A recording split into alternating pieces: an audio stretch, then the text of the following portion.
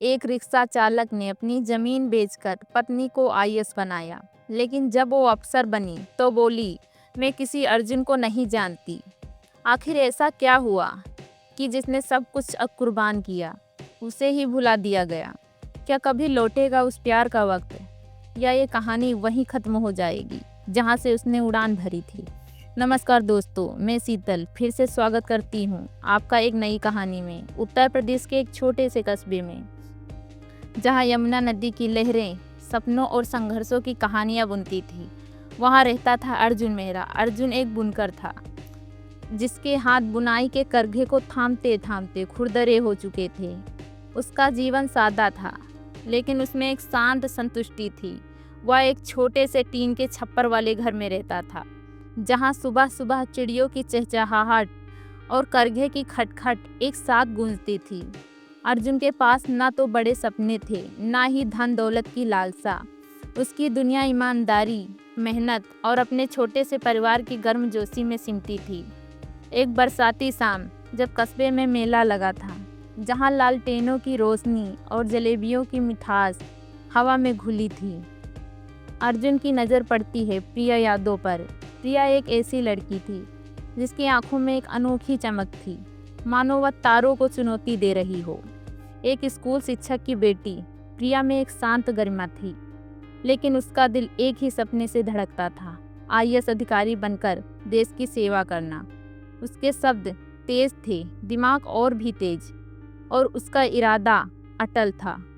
अर्जुन उसकी सुंदरता से नहीं, बल्कि उसके जज्बे की ताकत से प्रभावित हो गया। उनकी मुलाकातें बढ़ने लगी। प्रिया अपने सपनों के बारे में ऐसी दीवानगी से बात करती थी कि अर्जुन का दिल जोश से भर जाता।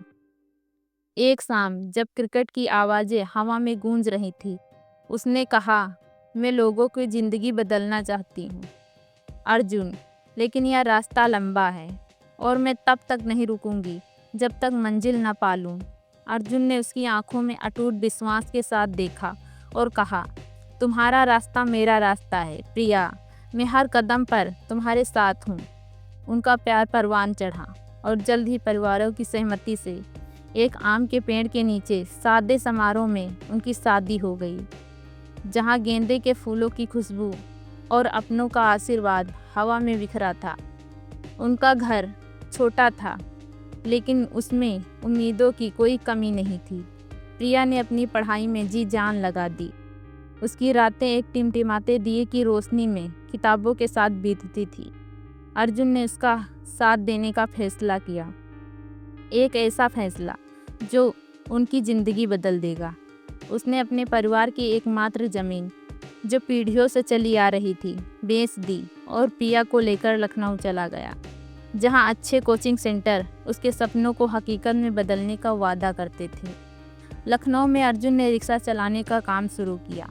सुबह से शाम तक वह भीड़ भाड़ वाली सड़कों पर रिक्शा खींचता। उसकी कमीज पसीने से तर, उसके हाथ हैंडल को मजबूती से थामे रहते। उसकी हर कमाई, एक एक पैसा प्रिया की किताबों, कोचिंग फीस और उसके सपनों के लिए जाता।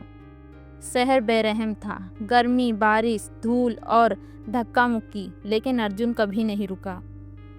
वह थकता जरूर था, पर प्रिया की एक मुस्कान उसकी सारी थकान मिटा देती थी। प्रिया भी समझती थी कि अर्जुन कितना कुछ कर रहा है। वह कहती, अर्जुन तुम इतना सब क्यों करते हो? मुझे डर लगता है कि कहीं मैं तुम्हारे बलिदान का बोझ न बन जाऊं। अर्जुन बस मुस्कुराता और कहता, प्रिया तुम मेरा सपना हो, तुम्हारी उड़ान मेरी जिंदगी है। वक्त गुजरता गया। प्रिया दिन रात किताबों में डूबी रहती। उसका कमरा किताबों से भरा था और उन किताबों में उसकी पूरी दुनिया। अर्जुन सुबह रिक्शा लेकर निकलता, शाम को थक कर लौटता, लेकिन उसके चेहरे पर कभी शिकायत नहीं थी। कई बार प्रिया रुककर कहती, अर्जुन तुमने अपने लिए कुछ क्यों नहीं सोचा? और वह जवाब देता, मैंने तुम्हें चुना प्रिया, यही मेरा सबसे बड़ा सपना है। साल बीते, मेहनत और त्याग के साल। आखिरकार वह दिन आया जिसका अर्जुन ने सालों से इंतजार किया था। प्रिया आईएएस अधिकारी बन गई। उस दिन अर्जुन सड़क पर रिक्शा खींच रहा था, लेकिन उसका सीना गर्व से चौड़ा था। उसकी आंखों में खुशी के आंसू थे, संतोष के आंसू, और वह विश्वास के आंसू जो उसने खुद पर किया था।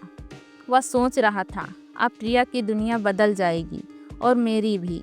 अब हमारा प्यार सबके सामने एक नई पहचान पाएगा। लेकिन शायद किस्मत को कुछ और ही मंजूर था। प्रिया की ट्रेनिंग पूरी हुई और उसकी पोस्टिंग लखनऊ में हो गई। अब वह एक बड़ी अधिकारी थी। बड़ी सरकारी गाड़ी, शानदार दफ्तर और चारों ओर एक चमकती दुनिया। उधर अर्जुन अब भी सुबह रिक्शा निकालता और शाम को प्रिया के दफ्तर के बाहर खड़ा हो जाता। ना कोई शिकायत, ना कोई सवाल, बस एक उम्मीद कि शायद प्रिया बाहर आए, मुस्कुराए और कहे, अर्जुन चलो घर। लेकिन प्रिया अब उसे देखती तक नहीं थी। वह अपनी नई दुनिया में इतनी खो गई थी कि उस आदमी को भुला दिया जो उसकी नींव था। एक पुरानी कहावत है, जिस पेड़ की छांव में तुमने सुकून पाया, उसकी जड़ें कभी मत काटो।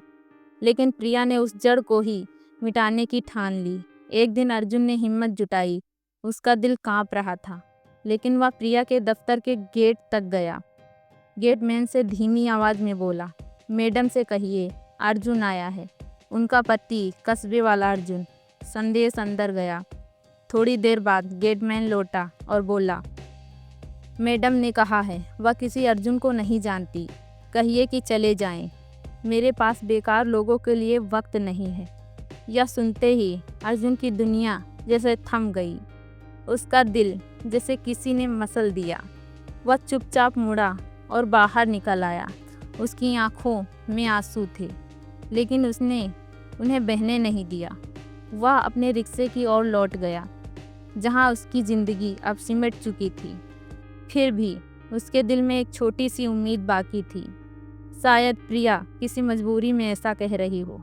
शायद कल वह आए। शायद सब ठीक हो जाएगा। लेकिन दिन बीतते गए और प्रिया की बेरुखी और गहरी होती गई। अब अर्जुन नाम तक नहीं लेना चाहती थी।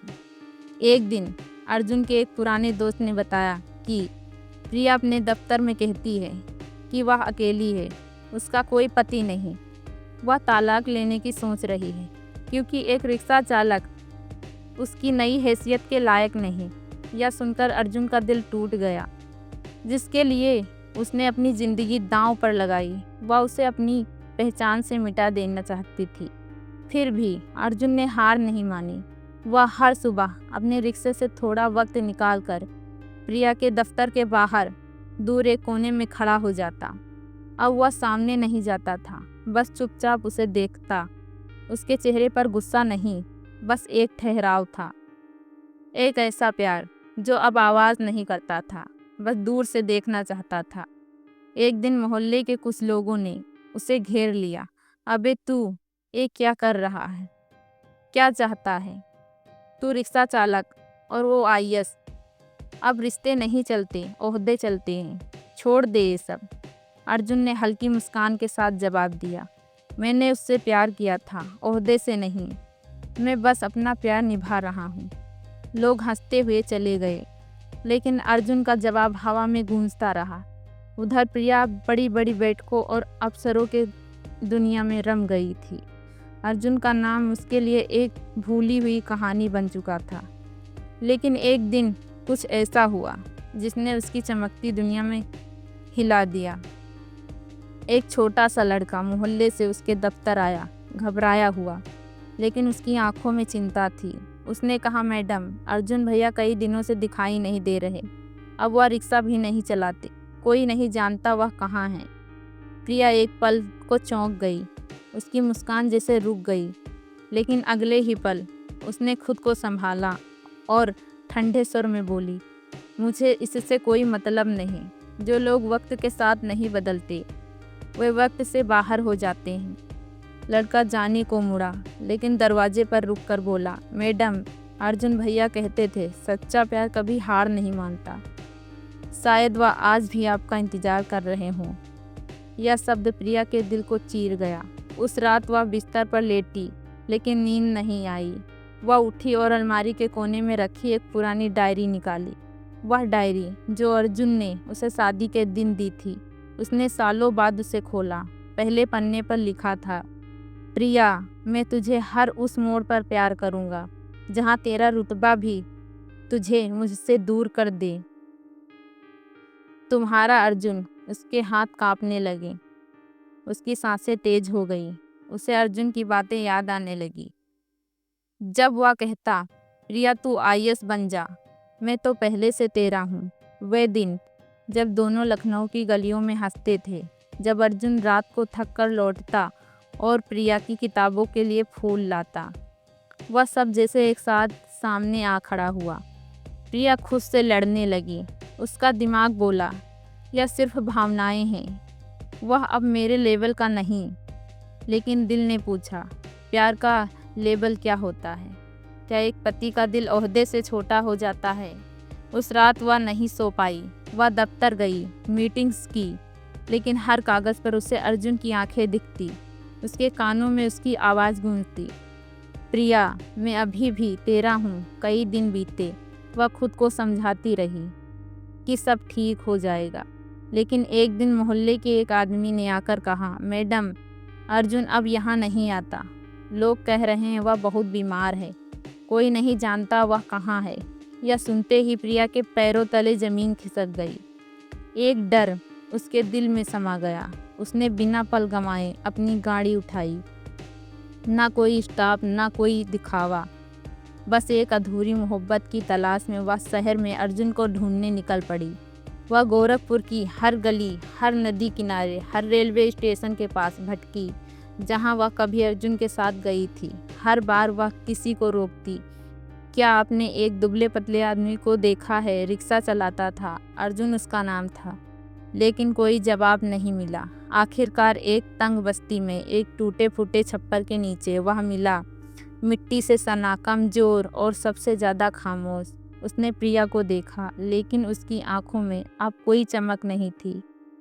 वह नजरें फेर कर दूसरी ओर देखने लगा, जैसे अब उसमें कोई उम्मीद बाकी न थी। प्रिया का दिल कांप गया, उसकी आवाज़ रूंध गई। फिर भी वह बोली, अर्जुन मैंने तुम्हें बहुत दुख दिया, मैं तुम्हें तलाक देने वाली थी, लेकिन आज मुझे समझ आया कि मैंने अपनी ज़िंदगी की सबसे बड़ी गलती की।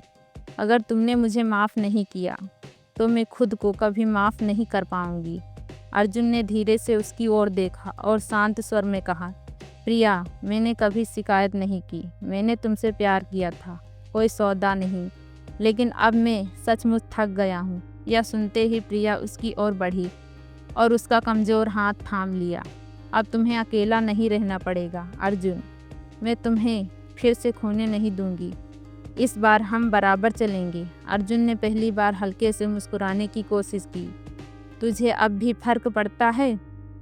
प्रिया की आंखों से आंसू बहने लगे। बहुत फर्क पड़ता है अर्जुन, मैंने देर कर दी, लेकिन शायद हमारा प्यार अब भी जिंदा है। वह उसे अपनी सरकारी क्वार्टर में ले गई। अब उनके बीच ना कोई हैसियत की दीवार थी, ना दिल की दूरी। प्रिया अब भी अफसर थी, लेकिन उसकी दुनिया में सबसे ऊंचा स्थान अर्जुन का था। धीरे धीरे अर्जुन ने अपनी सेहत संभाली, लेकिन प्रिया चाहती थी कि वह सिर्फ जिए नहीं, अपने आत्मसम्मान के साथ खड़ा हो। एक दिन उसने कहा, तुझे तुम्हारा प्यार मिल गया अर्जुन, लेकिन अब मुझे तुम्हारा आत्मविश्वास भी चाहिए। अब तुम अपना काम शुरू करो, मैं तुम्हारे साथ हूँ। अर्जुन थोड़ा संकोच में था। मैं क्या करूँगा प्रिया, मैं तो बस एक रिक्शा चालक था। प्रिया ने मुस्कुराकर उसका हाथ थामा।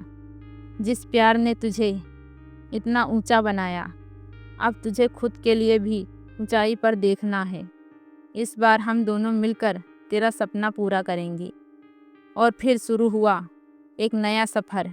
प्रिया की मदद और अर्जुन की मेहनत ने कमाल दिखाया।